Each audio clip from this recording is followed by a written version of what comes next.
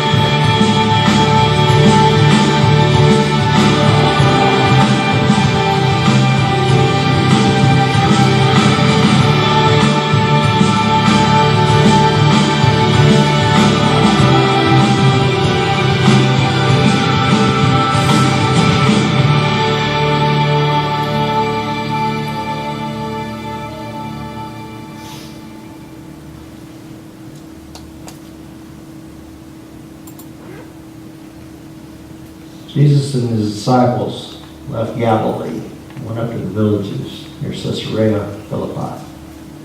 As they were walking along, he asked them, "Who do people say I am?" "Well," they replied, "some say John the Baptist. Some say Elijah, and others say you're one of the other prophets." Then he asked them, "But who do you say I am?" Peter replied, "You are the Messiah." This passage occurred in the book of Mark not long after Jesus fed 4,000. He just also restored sight to a blind man. And after that, the disciples had squabbled because they didn't know if anybody brought food. They were worried about food after Jesus had just fed 4,000 people. One would think that after seeing all those miracles, that when Jesus asked a simple question, the disciples would be like kids in school. Does anybody remember the show Welcome Back, Kotter? And do you remember Arnold Horshack? Every time Kotter would ask him a question, he'd, I love that. That was during my childhood. Good job. I like your impersonation better than mine. You would think that they would be jumping up and down, waving their hands. Ask me, ask me. But only Peter had the words. You are the Messiah. In the Greek language, he said, you are the Christos, or the Christ. It could mean the anointed one, the chosen one. Unlike many people today who don't know much about the Bible, there's a lot of people out there that think Christ is Jesus' last name. You know, that's what you put on the envelope, you know, if you're going to write him a letter. Jesus Christ. Calling him the Christ just meant that he was special to God. They believed the chosen one, the Messiah, to rescue the people. So I must ask the question this morning, who do you think Jesus is? The way that we view Jesus in comparison to the way the world views him. As someone said this morning, you know, all the world is out there and we're in here. We chose to come in here. We chose to be him. But that has everything to do with how we react to it. And I know Jesus made some very bold statements concerning who he was. And he used the words, I am. He said, I'm the Alpha and the Omega. He said, I am the bread of life. He said, I'm the Messiah, among others. But I want to take a look at some other times that he said, I am, in a way that we may have not thought about before. The first slide there. He said, I am willing.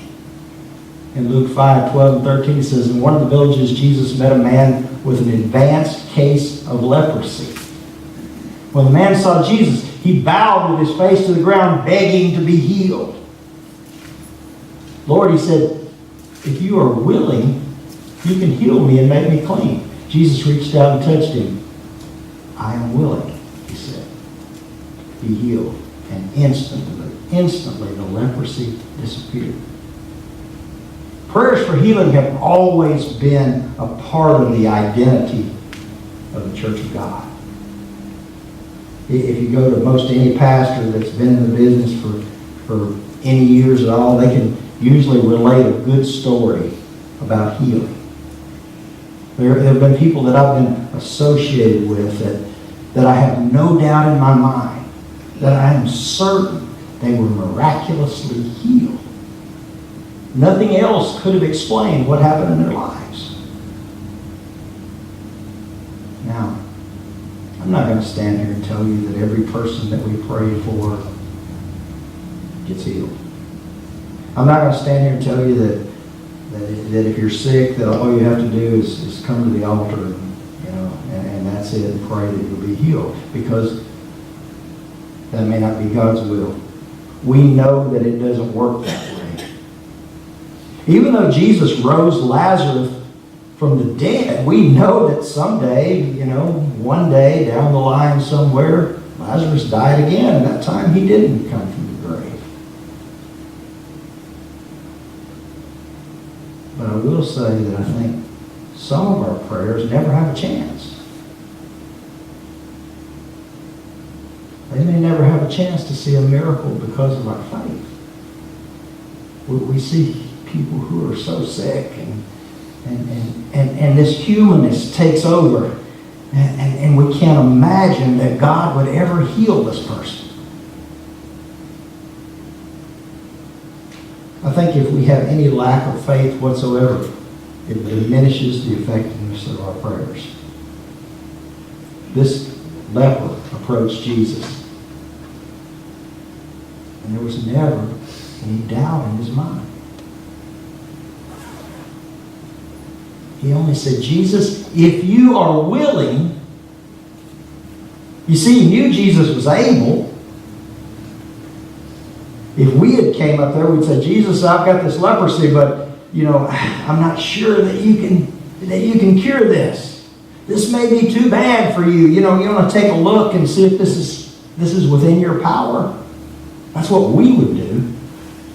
But this man never said that. He said, if you're willing, you can heal me. He knew Jesus was able. His only question is, are you willing? We need to know that Jesus is willing to touch us and heal us if we come to him. Second I am that Jesus says. He said, I am here. Mark 6:49-50. And when they saw him walking on the water. They cried out in terror, thinking he was a ghost. They were all terrified when they saw him, but Jesus spoke at once. Don't be afraid, he said. Take courage. I am here. Now again, we could get into a lot of arguments about ghosts, whether ghosts are real or not. Now I know there's a spiritual world. That's not a question. But if we're allowed to exist outside the places that were designed for us, we're talking about heaven and hell here. I don't know that the Bible really addresses that. Maybe that would be between God and the person involved. I don't know. But I think a lot of us like to think that after our loved ones have passed on, that they may be able to check in on us from time to time, to look in on us and see if we're okay. I kind of want to believe that. Ghost hunting is a pretty big business nowadays. You know, there's a show on the Sci-Fi Channel. Has anybody ever caught the show called Ghost Hunters? Yeah, we got a couple of Ghost Hunters fans. They travel all over the country, and they set up their little cameras and their little instruments, that's supposed to catch spirits when they come into a room and record their presence. And I don't know how they test these things to see if this is really a spirit or not, but I guess they make money doing it. I've never been a fan of it, but I did see something one time that kind of made me wonder if maybe there might be actually something to it. Just imagine how the disciples felt when they saw someone walking across the water. When you've done a double take, whoa, what is that? But then Jesus reassured them and he said, take courage. I am here. It doesn't matter where you are in life. It doesn't matter if you're staring cancer in the face. It doesn't matter if you're looking down the barrel of a gun that's held by some evil person that means to harm you. You may be hanging upside down in your car by your seatbelt after you flipped over in a ditch. But in all those cases, the main thing all of us need to know are those three words. Those three words right there can make all the difference in your life. I am here. Whatever the need, is here. And lastly, I am He. John 8:28. So Jesus said, when you have lifted up the Son of Man on the cross, then you will understand that I am He. I do nothing on my own, but say only what the Father taught me. I am He is a declaration by Jesus that would surely condemn Him. When He said, I am He, He's telling the whole world, I'm the one. I'm the Messiah. I'm the one that this nation has waited on. I'm the one sent from God that will turn these people around. He was telling everyone who would listen that I'm God. When Jesus made this admission, He might as well have jumped upon the cross and nailed His own hands and feet. Do you realize what level of blasphemy that Jesus had risen to here by just saying this? Jesus was claiming to be God. It's amazing that they didn't drag Him out right there and stone Him or something.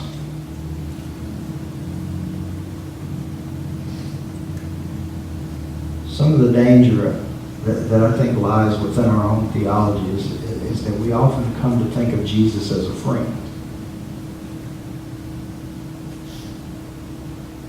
We sang, what a friend I have in Jesus. We sing, he walks with me, he talks with me. And we have this whole idea built around this notion that Jesus is just like this friend that we go and hang out with. There's nothing inherently wrong with that idea, unless we put the reality out of our minds that Jesus is God. Jesus was there at the creation of the universe. He was there when man took his first breath. He's been there through the ages of humans, when we've triumphed and when we've failed. And he will be there when the clouds part and the angels blow their trumpets. And he will be there to judge us when we stand in front of the throne and we have to answer for what we've done face to face. Doesn't that make you look at Jesus in a different way?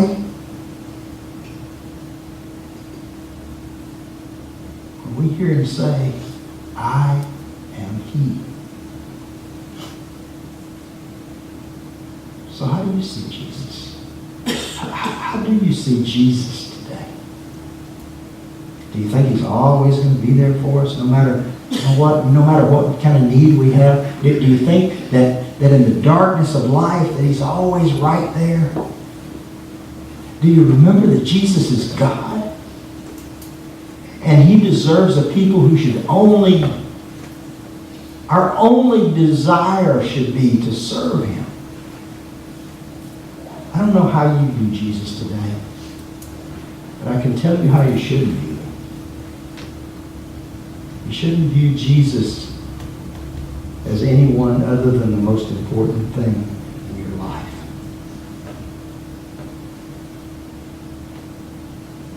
You shouldn't view Jesus as this anemic power that can only heal certain people or only do certain things.